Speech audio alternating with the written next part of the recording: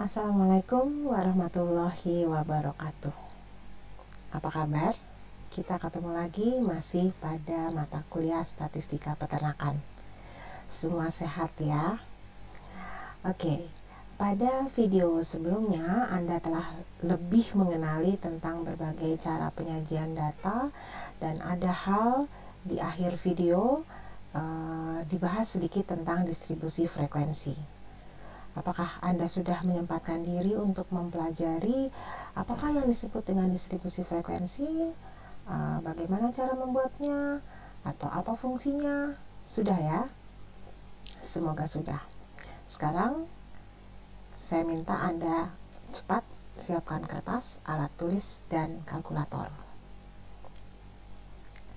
Kenapa? Karena Anda harus ikut mencoba, aktif mencoba supaya tahu di mana letak belum mengertinya pada materi ini. Atau Anda sudah tahu di mana pahamnya sudah sampai mana. Kalau Anda tidak ikut aktif menghitung dan mencoba, jangan kaget kalau nanti Anda bingung saat diberi soal, atau Anda dapat kondisi yang serupa di lapangan, di laboratorium, atau saat Anda penelitian. Ya, sudah siap alat tulis, kertas, dengan kalkulatornya? Kita mulai dengan contoh kasus. Misal, Anda melakukan penelitian mengukur berat telur ayam ras di suatu peternakan A. Yang Anda ukur sebagai materi penelitian adalah 5 butir telur. Terlihat datanya pada slide. Kalau saya tanyakan berapa rata-rata berat dari telur ayam ras di peternakan A tersebut, bagaimana cara menghitung rata-ratanya?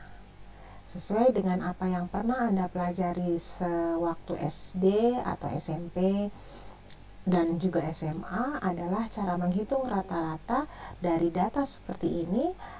Caranya Anda katanya harus menjumlahkan semua datanya dan nanti dibagi dengan total berapa buah datanya. Benar ya, caranya begitu ya. Jadi artinya Anda harus menjumlahkan 34 ditambah 33 ditambah 35 ditambah 34,7 ditambah 34,1 dan dibagi 5, karena datanya 1, 2, 3, 4, 5. Sekarang silakan Anda hitung berapa jumlah ini semua dan dibagi 5. Itu nilai rata-rata. Silakan Anda hitung dulu sekarang, saya tunggu.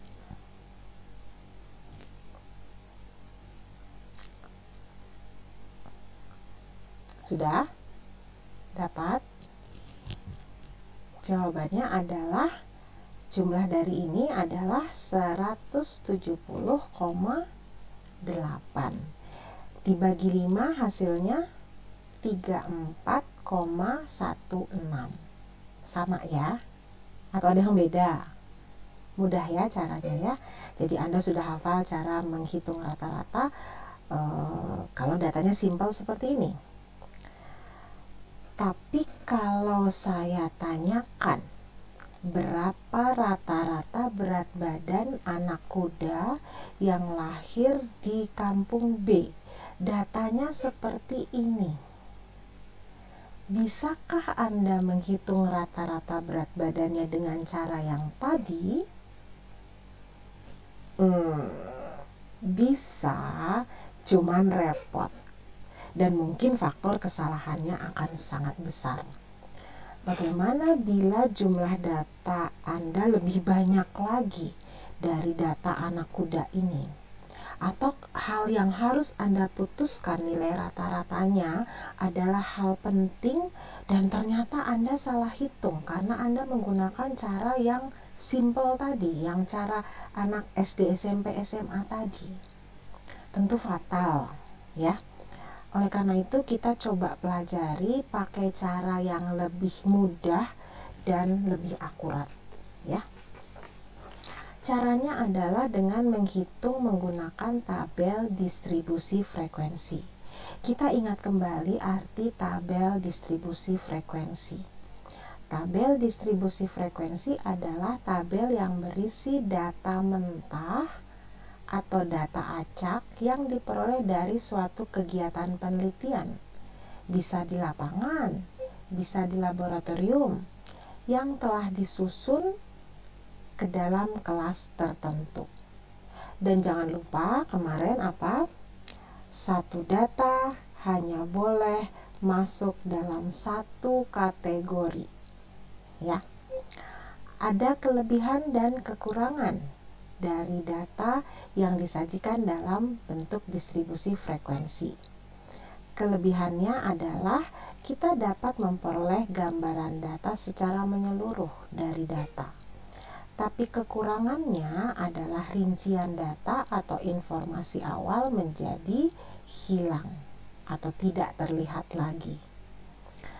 Sebelum belajar membuat tabel distribusi frekuensi, Anda harus memahami dulu bagian-bagian distribusi frekuensi. Seperti halnya kita mau memasak, kita harus kenal dulu bahan-bahan dan peralatan yang digunakan, juga dengan cara kerjanya. Kita mulai dengan kelas. Kelas adalah kelompok nilai data atau variabel dari suatu data acak yang berbentuk A sampai B. Jadi A sampai B ada batasnya, ada rentangnya ya. Misal terdapat kelas yang berisi data acak mulai dari 35 sampai 39. Jadi dari A sampai B. Ini yang namanya kelas ya. Kelas. Bagian lain dari distribusi frekuensi adalah batas kelas. Yang disebut batas kelas adalah nilai-nilai ujung yang paling rapat pada suatu kelas. Misalnya pada kelas yang bernilai 35 sampai 39, berarti yang disebut batas kelas adalah 35 dan 39. Di mana nilai 35 berarti disebut batas bawah kelas dan nilai 39 disebut batas atas kelas. Sudah ingat ya? Sudah mengerti ya? Selanjutnya kita mengenal dengan tepi kelas. Tepi kelas adalah batas semu dari setiap kelas. Mengapa disebut semu?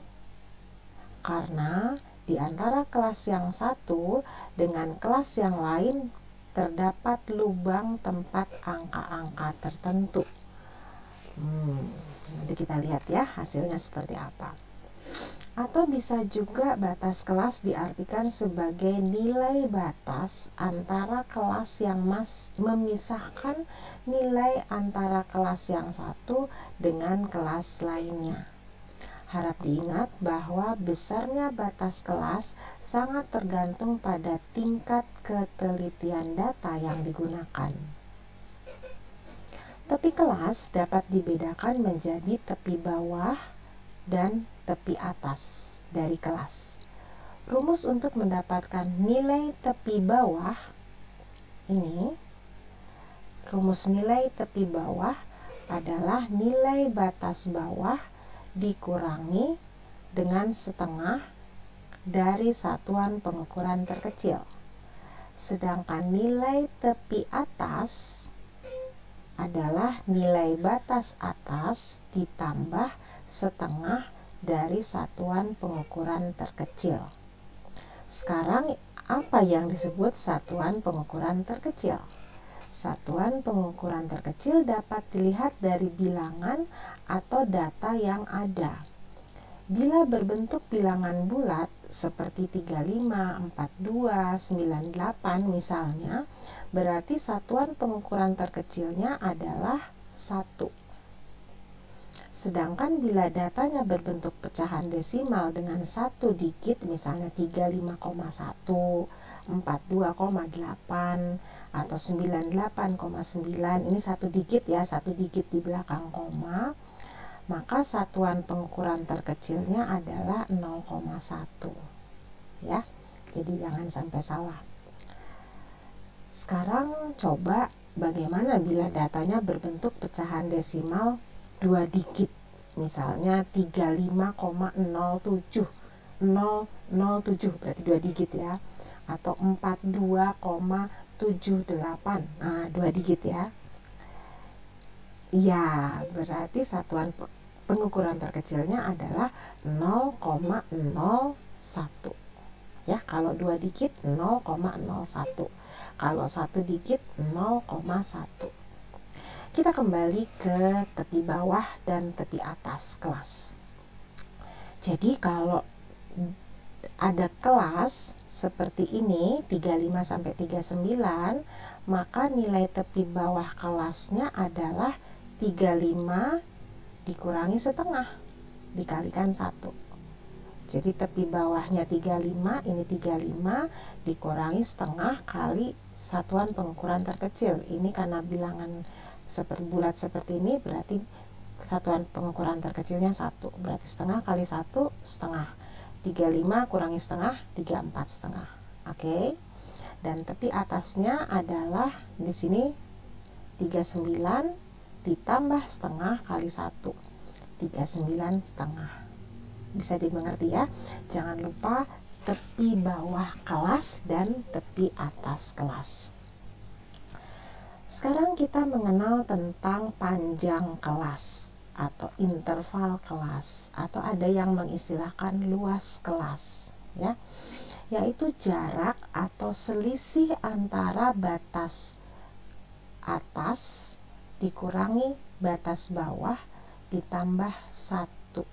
Itu rumusnya, ya. Sebagai contoh, kita sudah tahu nilai batas bawah dan batas atas kelas. Jadi Anda tinggal menghitung selisihnya lalu ditambahkan 1. Atau bisa juga seperti ini ya, misalnya ada kelas seperti ini, katanya kalau kita mau tahu panjang kelasnya berarti tinggal batas atasnya ini 59, ini dikurangi batas bawahnya 50, ini selisihnya baru ditambah 1, ya. 59 kurangi 50 berarti 9 ditambah 1 10. Berarti panjang kelas dari kelas interval ini adalah 10, ya.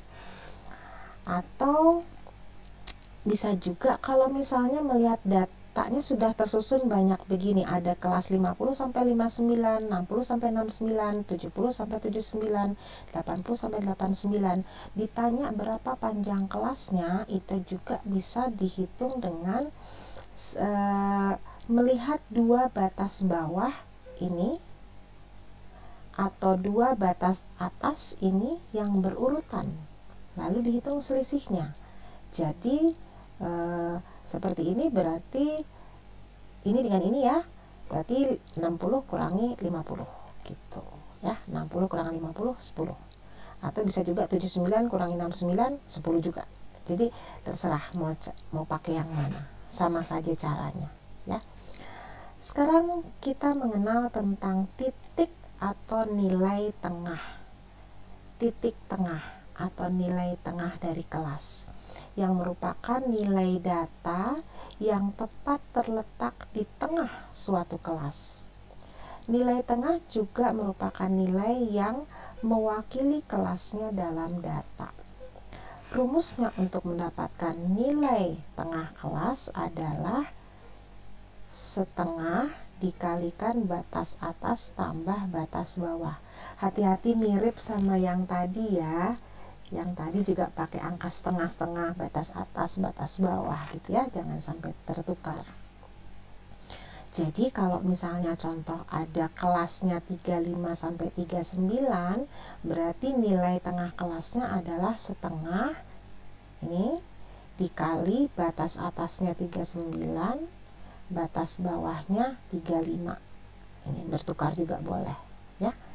Jadi 35 tambah 39 juga dulu ditambahkan, baru dikali setengah, hasilnya 37. Begitu ya, mudah ya. Kita lanjutkan dengan frekuensi kelas. Frekuensi kelas adalah banyaknya data pada setiap kelas.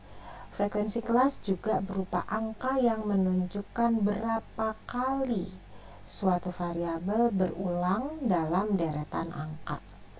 Misalnya ada data simple seperti ini ya, ini data simple, datanya sederhana, datanya masih acak-acakan, ya, tidak berurut. Supaya mudah menghitungnya, sebaiknya Anda urutkan dulu ya, dari yang terkecil ke terbesar atau terbesar ke terkecil. Coba Anda urutkan sekarang. Bisa? Coba cepat tulis ulang, urutkan ini. Ya. Oke, sudah? Ya, sudah ya? Sudah lebih mudah tidak menemukan angka berapa yang munculnya paling sering. Nah, kalau sudah diurutkan akan lebih mudah. Angka berapa yang munculnya paling sering?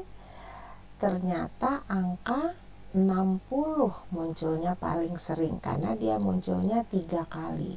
Artinya frekuensi nilai 60 adalah 3. Gitu ya. Caranya frekuensi ya, menghitung frekuensi. Sekarang kita coba latihan.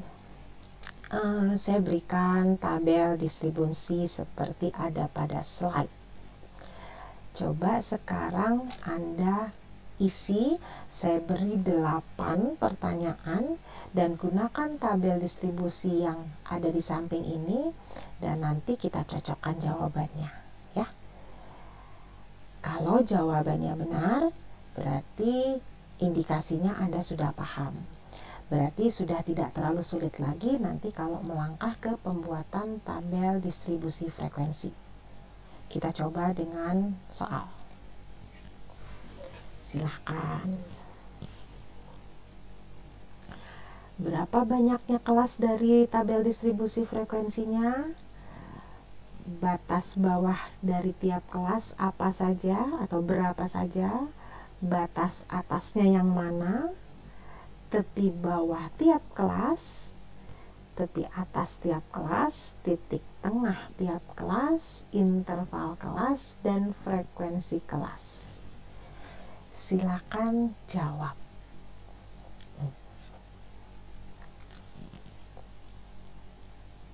Ayo, Anda coba. Kita kalau belajar di kelas secara luring juga seperti ini. Anda mencoba langsung, supaya kita tahu Anda sudah sampai di mana tahunya, atau sampai di yang mana yang belum tahu ya. Sudah? Oke, tidak usah semua, yang penting ada jawaban dari 8 pertanyaan tadi. Banyaknya kelas ada berapa? Ada berapa? 1, 2, 3, 4, 5. Benarkah? Ya, 5. Kemudian batas bawah tiap kelas ini. Ini semua batas bawah. Ya. Kemudian ini semua adalah batas atas. Oke. Tepi bawah tadi katanya ini dikali setengah, dikurangi setengah. Jadi ini 49,5, ini 59,5, ini 69,5, dan seterusnya. Tepi atas berarti ini ditambah setengah, berarti 59,5, 70, ini berarti 59,5, 69,5, 79,5, dan seterusnya. Titik tengah berarti tadi apa? Setengah dikali batas atas tambah batas bawah, berarti ini titik tengahnya adalah 54,5, 64,5, 74,5, berarti di sini 84,5, di sini 94,5. Interval kelasnya tadi bagaimana mudahnya? Ini saja dibuat selisihnya ya. Oke?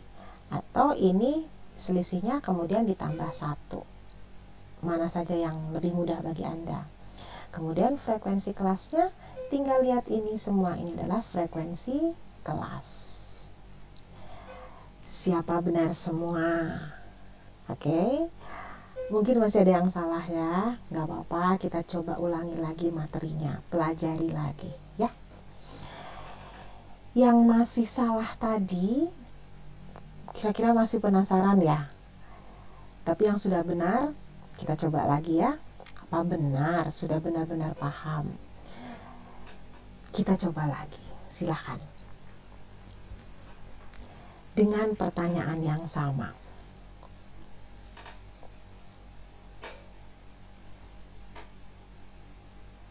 Nah,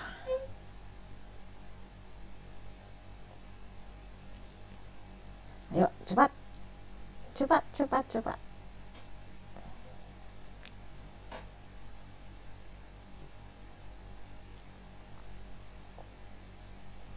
Sudah?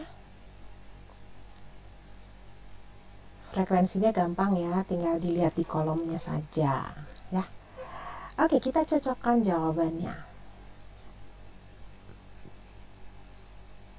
Nah, semoga semua sudah benar semua jawabannya ya. Atau masih ada yang melakukan kesalahan menjawab, atau malah saya yang mungkin salah jawabannya. Silakan cek ya, siapa tahu saya yang melakukan kesalahan. Oke. Baik, kita lanjutkan. Sekarang kita belajar membuat tabel distribusi frekuensi ya. Jangan lupa bagian-bagian distribusi frekuensi yang kita sudah pelajari barusan, karena nanti semua terpakai lagi. Oke. Sekarang kita pindah ke dengan melihat kita mulai membuat distribusi frekuensi, kita harus lihat data mentahnya. Nah, ini data mentah yang masih acak-acakan. Kemudian katakanlah itu data yang Anda kumpulkan dari penelitian Anda atau hasil praktikum Anda di laboratorium. Masih ingat ya, ini mirip ceritanya atau posisinya dengan data berat lahir kuda yang tadi di awal video. Sama ya kondisinya. Kalau saya minta Anda menentukan berapa nilai terkecil dan nilai terbesar dari data tersebut. Kira-kira agak lama ya, yang mana nih yang paling kecil, mana yang paling besar. Nah, dari kondisi data mentah ini, apa dong yang harus kita lakukan? Langkah pertama supaya Anda mudah bekerja nantinya adalah urutkan dulu data itu dari data terkecil sampai data terbesar, atau boleh sebaliknya. Kenapa harus diurutkan? Untuk memudahkan dalam melakukan perhitungan langkah selanjutnya. Oke, saya bantu Anda. Saya sudah lakukan pengurutan seperti ini ya. Jadi silakan lihat tabel berikut dengan pertanyaan yang sama, yaitu berapakah nilai terkecil dan terbesar dari data tersebut. Bisakah Anda jawab sekarang? Cepat sekali ya jawabannya. Yang terkecil 10, yang terbesar 98. Itu fungsinya kenapa kita harus mengurutkan data. Ya, terbukti ya. Sekarang kita menentukan jangkauan atau range dari data. Simbolnya adalah huruf R, R besar ya. Caranya data terbesar dikurangi data terkecil, itu range atau jangkauan. Jadi kalau saya tanyakan berapa jangkauan kelas dari data yang tadi, berarti data terbesarnya 98 dikurangi data terkecilnya 10, berarti jangkauannya adalah 88. Bisa ya? Mudah ya? Kita lanjutkan. Sekarang Anda harus tentukan banyaknya kelas yang disimbolkan dengan huruf K. Pada tahap ini Anda harus menggunakan rumus Sturges ya. Ini adalah rumusnya, rumus Sturges, yaitu K atau banyaknya kelas sama dengan 1 ditambah 3,322 kali log N. N adalah banyaknya data yang diobservasi. Jangan lupa nilai Sturges ini biasanya harus dibulatkan ke atas ya. Jadi hasilnya dibulatkan, biasanya dibulatkannya ke atas. Oke. Katakanlah tadi jumlah total datanya ada berapa ya tadi ya? Ada 60 ya, katakanlah N-nya 60. Anda cari tahu dulu berapa nilai log n. Cari di buku logaritma atau mungkin di kalkulator Anda sudah ada, bisa cari tahu log n adalah ternyata berapa. Cepat coba cari berapa log n. Berapa? Dapat? Sudah dapat? Ada ya di kalkulator ya. Oke, ada yang dapat? Ya, 1,7781. Jadi angka 1,7781 dimasukkan di sini ya. 1,7781 dikalikan 3,322 dapat angka 5. Berapa coba tolong dikalikan? 1,7781 dikalikan 3,32 hasilnya berapa? 5,9070 ya. Nanti angka ini baru dijumlahkan dengan 1. Hasilnya 6,9070 dan tadi ingat dibulatkan ke atas. Berarti K-nya adalah 7. Ya. Jadi jumlah kelasnya ada 7 buah kelas. Ya. Oke. Perlu diingat bahwa jumlah kelas ada minimal, ada maksimalnya. Minimalnya adalah 5. Ya. Maksimalnya adalah 15. Jadi jumlah kelasnya 1, 2, 3, 4, 5. Itu minimal. Jadi nggak boleh kelasnya cuman 2 atau 3 gitu ya. Itu yang idealnya, tidak boleh seperti itu. Jadi minimal katanya sesuai aturan itu minimal kelasnya ada 5 dan maksimalnya ada 15. Sekarang kita tentukan panjang kelas ya. Nggak boleh asal tembak ya, panjang kelasnya ada rumusnya. Jadi rumusnya adalah range dibagi jumlah kelas. Tadi range-nya sudah ya tahu ya, yang simbolnya R besar, jumlah kelasnya simbolnya K kecil. Jadi tadi R-nya didapat angka 88, K-nya berapa tadi? 7. Dibagi menjadi 12,5 dan kita bulatkan menjadi 13. Berarti panjang kelasnya, ini panjang kelasnya adalah 13.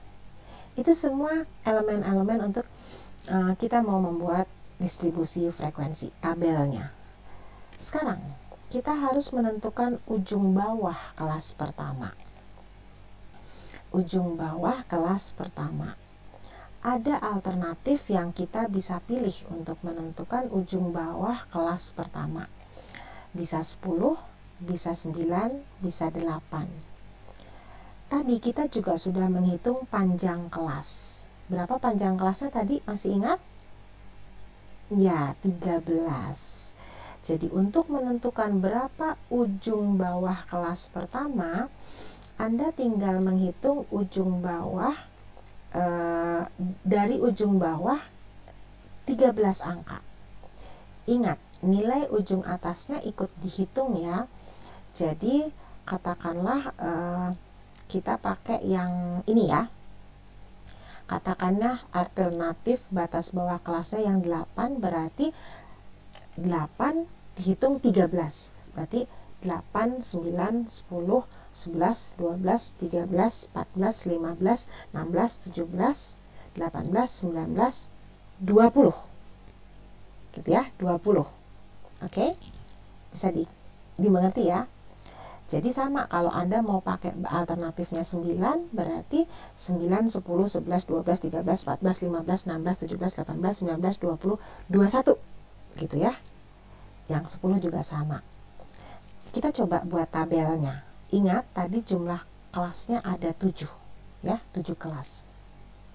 Kemudian ujung bawah kelas pertamanya tadi 8 dan ujung kelas pertamanya tadi 8, terus kita hitung tadi 13, ujung atasnya itu 20 ya. Lalu buat hal yang sama sampai 7 kelasnya selesai. Jadi nanti Anda akan bisa punya tabel seperti ini. Nah, 8 terus kita hitung 13 kali 13 step jadi 20. Jadi 8 sampai 20. Terus berikutnya 21 dihitung lagi. 21, 22, 23, 24, 25, 26, 27, 28, 29, 30, 31, 32, 33. Nah, 33. Terus kelas berikutnya, kelas yang ketiga. Nggak boleh sama ya, nggak boleh 33 lagi ya. Tadi ingat, satu angka hanya boleh masuk di satu kategori. Jadi nggak boleh di sini 33, di sini masuk lagi 33, nggak boleh ya. Di 34 hitung lagi 13, dapatnya 46. Terus 47 hitung lagi 13, dapatnya 59, dan seterusnya sampai Anda dapat 7. 1 2 3 4 5 6 7. Tadi kan hasil perhitungan ada 7 kelasnya. Gitu ya. Bisa ya? Oke, ini alternatif 1 dengan dimulai batas bawahnya 8. Sekarang coba Anda bikin kelas alternatif kedua dengan batas bawahnya 9. Silakan. Saya tunggu. Yang sudah bikin lagi alternatif ketiga dengan batas bawahnya adalah 10. Jadi kita punya 3 alternatif. Ayo, latihan.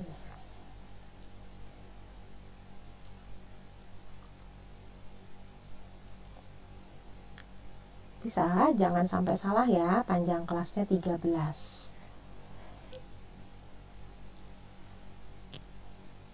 Dan ikut selalu batas bawahnya ya, ikut dihitung, jangan sampai salah. Oke, hasilnya kira-kira seperti ini. Ya, silakan cocokkan. Kalau alternatif ketiga yang batas bawahnya 10, seperti ini, 10 ditambah 13, 10, 11, 12, 13, 14, 15, 16, 17, 18, 19, 20, 21, 22. Nah, 13-nya jatuh di angka 22. Oke, seperti ini. Ya. Oke, kalau sudah bisa kita lanjutkan, dan untuk latihan selanjutnya kita coba pakai alternatif yang nomor 2 ya. Kita coba pakai tabel yang ini. Sekarang kita mau tahu berapa frekuensi kelasnya. Dari kelas yang nomor 2 tadi kita mau tahu berapa frekuensi kelasnya. Caranya kembali ke tabel data mentah yang sudah diurutkan. Kita hitung berapa kemunculan suatu nilai dan ditulis pada kolom frekuensi. Misalnya data 9 sampai 21 itu ada berapa kali munculnya. Kita hitung 9 sampai 21, ternyata ini ada 3 munculnya, 3 kali data muncul, berarti ditulis 3. Bisa dimengerti? Sekarang angka 22 sampai 34. Ada berapa data yang muncul dengan data antara 22 sampai 34? 22 di sini berarti 34 sampai di sini. Berarti ada 1, 2, 3, 4. 4 frekuensinya. Seperti itu ya. Atau yang terakhir misalnya berapa data yang muncul pada interval kelas 87 sampai 99. 87 berarti ini nggak masuk ya. Berarti ini 88, 1, 2, 3, 4, 5, 6.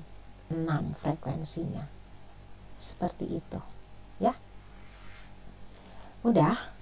Mudah ya. Mudah. Oke. Sekarang untuk menentukan nilai tengah ini, Anda tinggal menjumlahkan batas bawah dengan batas atas lalu dibagi 2. Jadi ini batas atas tambah batas bawah bagi 2. 21 tambah 9 atau 9 tambah 21 itu 30 bagi 2, 15. Ini juga sama, 22 tambah 34 bagi 2 sekian. Gitu ya. Oke? Bisa dimengerti? Oke, bagaimana? Semuanya mudah-mudahan bisa diikuti penjelasannya. Ya. Diulangi lagi ya kalau belum mengerti. Semoga tadi Anda tidak mengantuk karena saya beri kesempatan mencoba, tapi ternyata Anda tidak mencoba. Untuk Anda yang sudah mencoba, alhamdulillah, semoga Anda mengerti ya. Untuk lebih memahami materi yang barusan saya terangkan, barusan dibahas, sebaiknya Anda menyiapkan waktu untuk belajar mandiri. Tidak ada cara lain dari berlatih, berlatih, dan berlatih. Membaca, membaca, dan membaca. Mencoba, mencoba, dan mencoba. Mencoba jatuh, coba lagi, jatuh lagi. Siapa tahu mencoba yang ketiga kali Anda bisa berlari, bisa tegap dan berlari, ya. Nanti saya akan berikan beberapa soal untuk Anda berlatih dan belajar. Nanti soal-soalnya Anda bisa lihat di sekolah, ya. Tolong selalu berhubungan dengan sekolah, melihat tugas, ada pengumuman atau materi-materi, silakan selalu melihat di sekolah, dan tugas-tugas semua selalu dimasukkan melalui sekolah, ya. Nah, ini juga oh ya, saya terlupa tadi. Saya mau kasih tahu satu cara. Tadi kan saya terangkan ini 9 tambah 21 dibagi 2 ya. Begitu ya. Kemudian dapat 15. Ini 22 ditambah 34 bagi 2. Ini harus lagi hitung 35 tambah 47 bagi 2 sekian. Ini dijumlah bagi 2 sekian, jumlah bagi 2. Ih, lama ya menghitung satu-satu. Ternyata ada cara yang lebih singkat. Anda menghitung 2 kali saja. Untuk yang ketiga dan seterusnya tidak perlu dihitung lewat sini.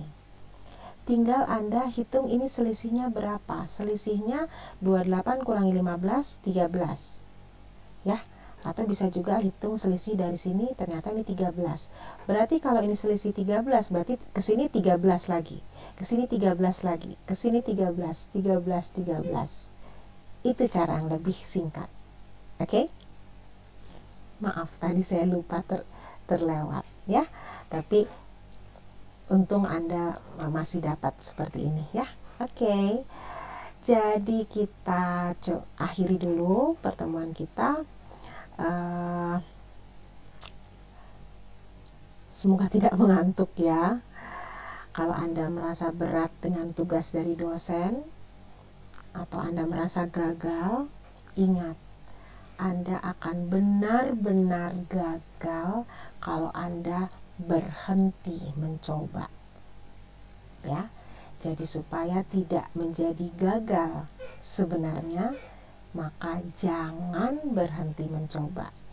You only fail when you stop trying. So keep trying.